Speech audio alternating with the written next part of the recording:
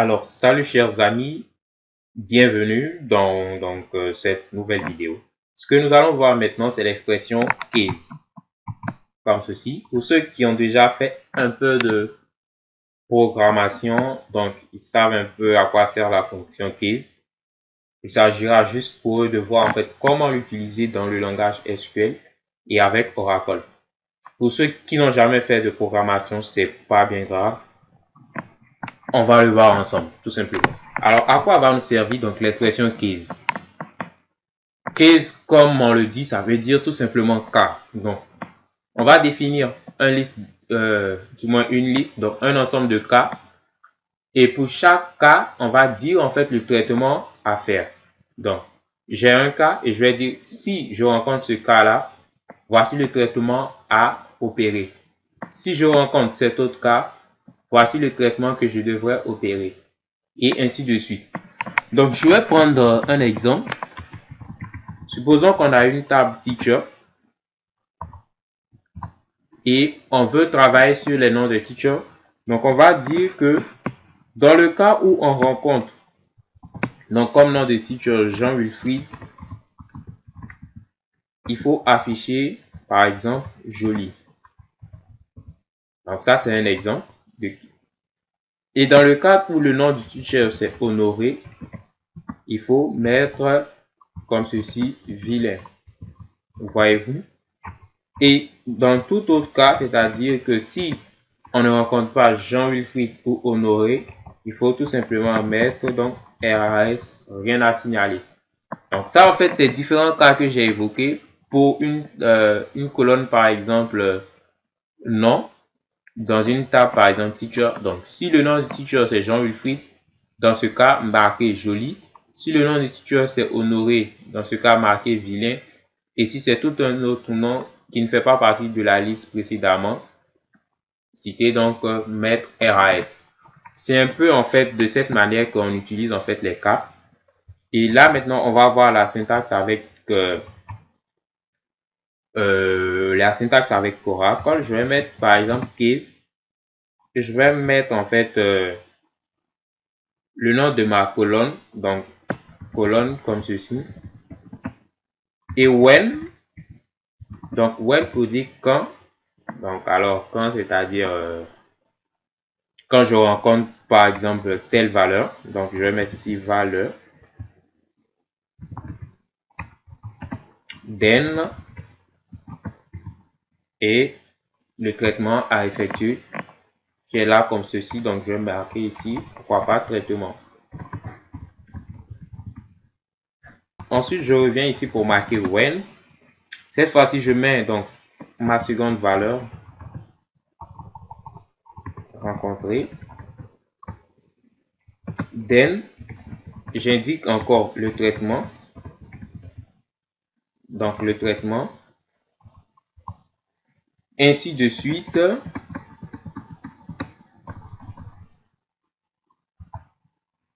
Et là pour terminer, je vais mettre maintenant else pour dire sinon, c'est-à-dire dans le cas où on ne rencontre pas, sinon la valeur rencontrée ne fait pas partie de celle définie plus haut. Voici ce qu'il faut faire. Donc cette fois-ci, je vais marquer par exemple traitement N. Je vais expliquer un peu ceci. Qu'est-ce que j'ai dit? J'ai dit case. Donc dans le cas où on travaille par exemple sur la colonne, donc ici j'ai mis colonne, mais en réalité ce sera le nom de la colonne. Donc on travaille sur cette colonne. Dans le cas où on rencontre, donc quand ici on rencontre cette valeur, alors il faut appliquer tel traitement. Quand c'est cette autre valeur, alors il faut appliquer ce traitement-là. Quand c'est cette autre valeur, alors il faut appliquer ce traitement-là. Sinon, voici le traitement à effectuer quand on ne rencontre aucune des valeurs citées ici. Donc, pour que ceci soit clair, on va venir faire un exemple ici dans SQL Developer.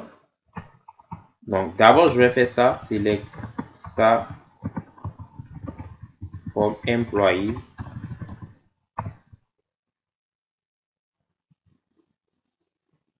Donc là, par exemple, dans employé, j'ai plusieurs colonnes, je vais travailler avec quelle colonne pour mon exemple, pour que mes abonnés comprennent mieux. Je vais prendre la colonne last name. Ensuite, je vais prendre job ID pour travailler. Je vais prendre salaire. Donc, ce que je vais faire, je vais vous expliquer. Je vais avoir le last name comme ceci. Ensuite, je vais avoir le job ID. Je vais avoir le salaire. Et je vais avoir en fait une autre colonne que je vais nommer augmentation. Donc, augmentation en fait sera composée de quoi? Augmentation sera composée du salaire multiplié par exemple par soit 1,5, donc soit 1,5%, donc une augmentation de, bon, on va prendre de 10%. Donc 10%, je crois que ça fait 0,1 si je ne me trompe pas, donc 0,1.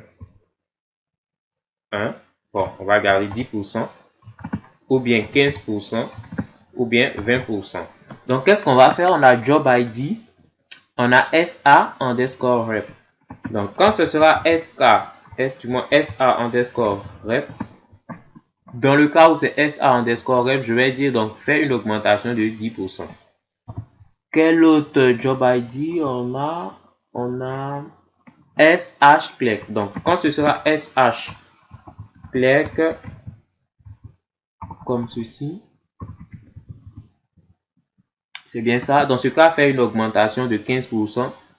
Et quand ce sera, quel autre job ID je peux utiliser? Est-ce qu'il y a des informaticiens là? IT Prog, ok. Donc, je vais prendre IT Prog puisque nous sommes informaticiens, nous sommes programmeurs. Donc, à nous la palme. Donc, quand ce sera IT Prog comme ceci, faire donc une augmentation de cette fois-ci 20%. Donc, comment traduire cela en langage SQL? On va utiliser la fonction case. Donc, je vais faire ceci, select last name. Ensuite, salaire. Donc, salaire ici, c'est salary. Maintenant, je vais travailler sur quoi? Sur le job ID. Donc, je vais venir ici, je vais marquer case. Et je vais mettre maintenant ma colonne job ID. Job ID. Et je vais indiquer mes différentes valeurs. Donc, ouais. Donc, quand la valeur rencontrée est, j'avais dit SRF.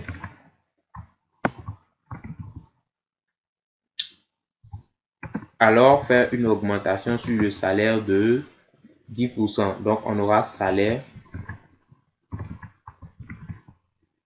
Du moins salary. Donc, on aura salary plus 10%. Si je ne me trompe pas, 10 divisé par 100, ça fait 0,1. Donc, normalement, qu'est-ce qu'on fait? Salaire, c'est multiplié, si je ne me trompe pas. Corrigez-moi, chers abonnés. Donc, salaire multiplié par 0,1. Et je crois bien que tout ceci va être ajouté au salaire. Donc, pour avoir les 10% salary. Donc, en respectant la règle ici de priorité, je crois que la multiplication sera effectuée dans un premier temps. Ensuite, ce sera additionné. Donc, j'aurai un truc comme ceci. C'est bien ça, les gars. Donc, when, pour dire que quand le job ID est SRF, alors faire ce traitement-là, donc le salaire multiplié par 0,1 et le tout qu'on va ajouter au salaire, donc pour avoir une augmentation de 10%. Je vais venir ici, je vais mettre when. Donc cette fois-ci, si le job ID est SH clerk,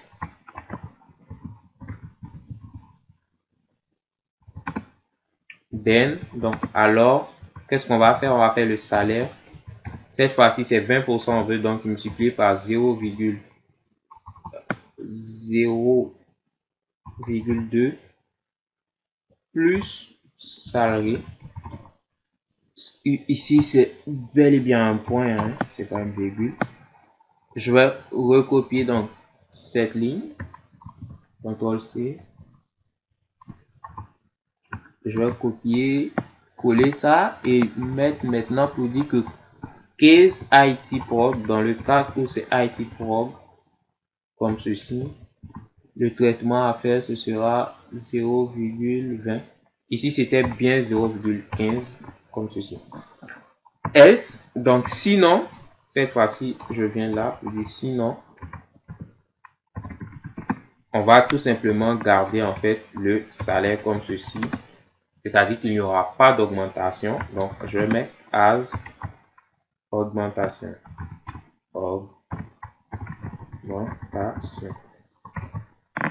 Donc les gars, on va vérifier. D'abord, on va faire from employees et on va vérifier notre requête avant de lancer l'exécution. Donc je select last name, ensuite salary. Qu'est-ce que je vais faire ici? Ça sera le salaire qui sera sélectionné en plus du last name. Maintenant case, donc oui, dans le cas où le job ID est SRF, alors faire le traitement suivant. Donc ajouter 0,1% du salaire au salaire actuel. Dans le cas où c'est SHCLEC, ajouter 0,15% du salaire au salaire actuel. Dans le cas où c'est ITprog, ajouter 20% du salaire, du moins au salaire actuel. Dans le cas contraire, on va garder tout simplement le salaire et on va renommer en fait cette colonne là comme augmentation et tout ceci dans la table employees. Je vais lancer l'exécution, j'espère que ce sera correct. Donc on va croiser les doigts et attention, erreur, on me dit missing keyword. Donc il y a une erreur quelque part, on va chercher. On a select last name, salary, case job ID, when SRF, then salary dot. Ok.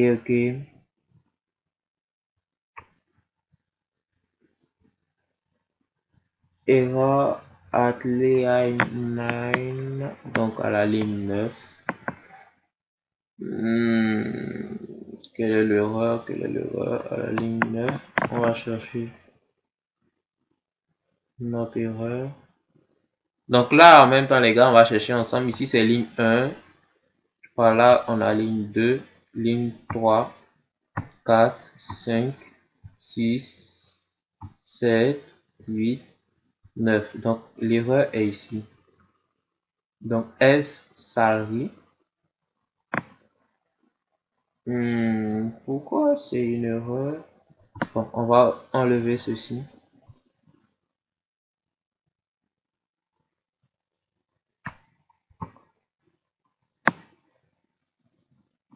Je vais lancer l'exécution, voir.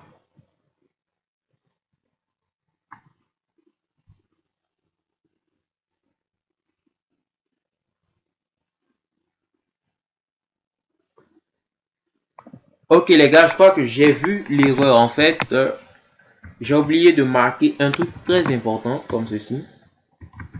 Je vais faire ça. Je vais marquer augmentation. Je crois que si j'exécute, parce que en fait la ligne 9 c'était bel et bien ici quand on avait compté tantôt. Si j'exécute, ça je dois avoir le résultat qui doit être bon. On croise les doigts. Ok. Et en fait, voyez-vous, le résultat, il est là. Donc, ce qui nous manquait, c'était ici N. Donc, N pour dire en fait quoi? La fin en fait. Donc là, j'avais omis ça. Ici, else traitement, on va marquer end comme ceci. Donc, on revient là. On a else, le salaire à faire et on marque N. Ça, j'aurais bien pu en fait l'enlever, sauf que j'allais pas avoir en fait la colonne renommée augmentation. Donc, c'est ce qu'on avait vu avec les alias. Donc, voyez-vous, chers amis, un peu l'efficacité de cette expression case et surtout dans vos pratiques, n'oubliez surtout pas en fait end qui est là à la fin en fait des différentes listes, sinon des différents cas. À la fin du else, il faut toujours marquer le end, sinon comme moi là, on aura une erreur. Merci.